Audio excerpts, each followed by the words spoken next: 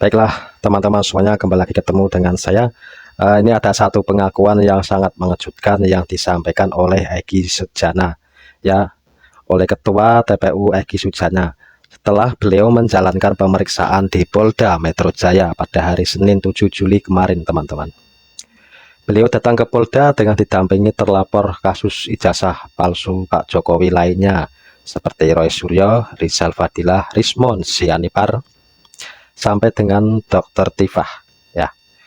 Setelah menjalani pemeriksaan, beliau Egy Sujana ini mengaku bahwa selama ini dia tidak bermaksud mangkir dari panggilan kepolisian. Seperti yang kita tahu, Egy Sujana ini dialah beberapa kali dipanggil oleh pihak kepolisian, tapi keberadaannya sempat menjadi misteri, teman-teman, ya semuanya, karena memang tidak pernah hadir. Diakui oleh Egy Sujana bahwa selama ini dirinya sedang menjalani perawatan di sebuah rumah sakit di Malaysia, teman-teman. Begitu ceritanya. Saya kira kabur. Selama ini Egy Sujana di Malaysia ini dirinya mengaku diteror oleh pembunuh bayaran atau yang disebut hitman. Beliau Egy mengatakan dirinya berada di Malaysia karena berobat, bukan karena kabur atau mangkir dari panggilan kepolisian, ya teman-teman, dan ingin meredam situasi. Pasalnya jika dirinya ditangkap, maka yang lain juga pasti akan ditangkap oleh kepolisian. Kenapa pernyataannya begitu? Kenapa harus kabur? Dan perlu digarisbawahi, jika dirinya ditangkap, maka yang lain juga pasti akan ditangkap. Seperti Roy Suryo CS kah? Mungkin begitulah. Kita saksikan saja video selengkapnya. Dalam pemeriksaan ini hasilnya tadi yang lain belum keluar. Kenapa saya keluar duluan? Jangan lagi ada fitnah macam-macam, karena saya mampu menjawab secara cermat. Saya advokat, yang lain itu kan bukan advokat. Dan saya didampingi oleh Al-Katiri dan Ibu Eli Daneti. Poin pentingnya ada satu saja, satu Kapitra, tapi dia ada halangan pulang dulu.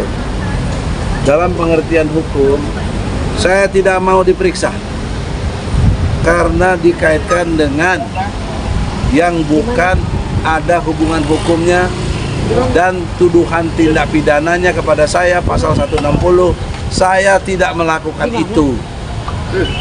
Saya tidak melakukan transmisi dan lain sebagainya, nggak ada itu. Jadi dalam perspektif hukum clear bahwa saya tidak ada hubungan hukum, tidak ada tindak pidana yang saya lakukan. Nah itulah makanya saya sempat keluar, karena nggak ada hubungannya dengan yang mereka persoalkan, mungkin ke Rosuryo, ke Rismon, itu pasal-pasalnya mungkin sama, tapi kondisi objektif di lapangannya berbeda. Karena Anda bisa lihat fakta, 2 bulan terakhir ini saya tidak pernah bicara. Saya baru bicara lagi tadi, kurang lebih jam 11-an ini. Sebelum itu saya tidak pernah bicara. Saya bicara juga karena untuk memenuhi undangan. Kalau saya tidak bicara seperti itu, berarti saya tidak istiqomah, tidak teguh pendirian dalam membela agama Allah ini. Yang saya bela adalah 3 hal penting. 1, kejujuran. 2, kebenaran. Dan 3, keadilan. Nah, oleh karena itu, dalam pengertian hukum itu semuanya berlaku universal di seluruh dunia. Orang butuh kejujuran, orang butuh kebenaran, orang butuh keadilan. Nah, dikaitkan dengan ijazah palsu Jokowi, problem awalnya Jokowi tidak jujur, itu saja. Saya di situ saja. Saya nggak ada kepentingan politik apapun, karena saya tekun sejak awal tahun 2021 akhir, 2022, 2003, 2004, sekarang 2005, saya tetap konsisten dalam konteks pendirian untuk menegakkan kejujuran, kebenaran, dan keadilan. Jadi, saya tidak ingin digabungkan dengan teman-teman lain yang tindak pidananya secara substansinya berbeda, lalu disamakan. Saya tidak ingin di situ. Jadi, itulah saya cepat keluar dari pemeriksaan itu. Dan selanjutnya, untuk urusan TPUA, saya nyatakan dengan tegas, saya sudah alihkan kekuasaan jabatan saya kepada Muslim Arbi, kemudian timnya Rijal Fadilah, kemudian ada Azamkan, ada Al-Katiri, ada Bu Eli, ada semua yang terkait di dalamnya, Arif Iksan atau Ali, itu nanti dibicarakan sama ke depan. Bu Yulia juga kalau mau gabung di situ, ya, dan teman-teman lain.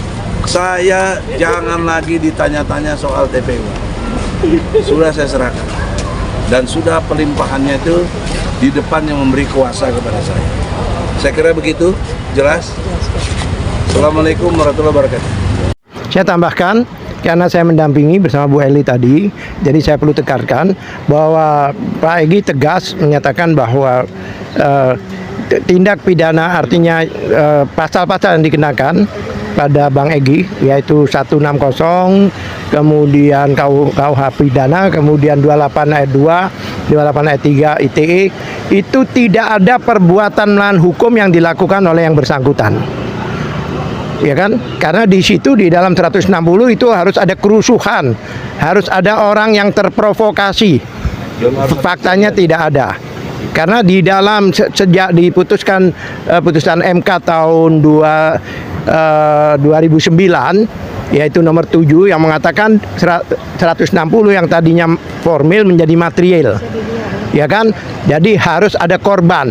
Tidak ada korban semuanya. Bahkan orang-orang ke Jogja itu pun juga bersurat, kemudian ketok pintu, permisi, bahkan bikin pemberitahuan ke polisi dan sebagainya. Pasal 28 ayat 2 tadinya sebelum dirubah menjadi Undang-Undang Nomor 1 tahun 2024 itu berdasarkan syara. Ya kan? Sekarang tidak berdasarkan syara lagi, tapi berdasarkan syar.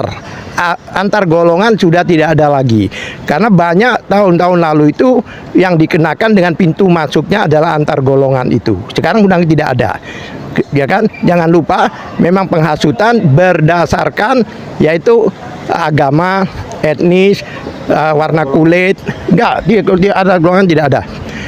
Warna kulit dulu ada. Yang jadi SAR aja ya? Sekarang tidak SAR, bukan SARA, ya kan? Jadi tidak ada masalah surat atau masalah ijazah di dalam pasal tersebut. Kemudian pasal 28 ayat 3 jelas itu ada menyatakan kebohongan itu adalah mengakomodir Undang-Undang Nomor 146 yang sudah tidak ada lagi, dimasukkan di situ. Tapi di situ dinyatakan kebohongan yang menimbulkan kerusuhan atau kegaduhan. Perlu kami tekankan, kalau dikatakan bohong, penyidik harus menyiapkan ijazah Jokowi di depan kita. Aslinya yang mana sehingga kita dikatakan bohong. Kemudian untuk kegaduhan itu sendiri, ya kan? Itu di dalam penjelasan undang-undang itu sendiri, yaitu kegaduhan secara fisik, bukan kegaduhan di medsos. Itu ada di penjelasannya, bahkan ditegaskan di putusan Mahkamah Konstitusi. Nah, udah dicabut itu pasal. Enggak, di penjelasannya juga jelas. Jangan salah satu contoh ya, fisik itu seperti gini, ada orang dalam pesawat, dia berteriak, ada bom ya, seperti itu. Atau di pasar ada kebakaran seperti itu. Oleh sebab itu, beliau menolak untuk diperiksa karena penyelidikan itu adalah untuk menemukan tindak pidana apa, belum substansi, tapi tidak ditemukan. 160 tidak ada yang terprovokasi, tidak ada yang melakukan terhasut. 28 itu tidak ada antar golongan lagi, dan tidak ada masalah ijazah. 28 ayat 2 itu, 28 ayat 3 jelas, ya kan? 28 ayat 3 itu satu, kalau dikatakan kebohongan, pada waktu diperiksa harus ada ijazah aslinya di meja itu, bahwa betul dia bohong. Ya. Plus tidak ada kegaduhan. Kalau nggak ada ijazah asli, lah ya berarti kan nggak bisa dilanjutkan. Nggak bisa juga saya disebut seandainya. Lah pencemaran, nah sebentar, kalau boleh saya ke sana, ya kan pasal 10 ya. Undang-Undang Perlindungan Saksi dan Korban menyatakan bahwa jika ada pengaduan atau laporan lebih dulu tidak boleh dilapor balik dengan pencemaran nama baik. Undang-undang loh ini. Ya kan, apakah kita sepakat untuk melanggar undang-undang itu? Itu pertanyaan saya. Ya, terima kasih. Sampai di sini.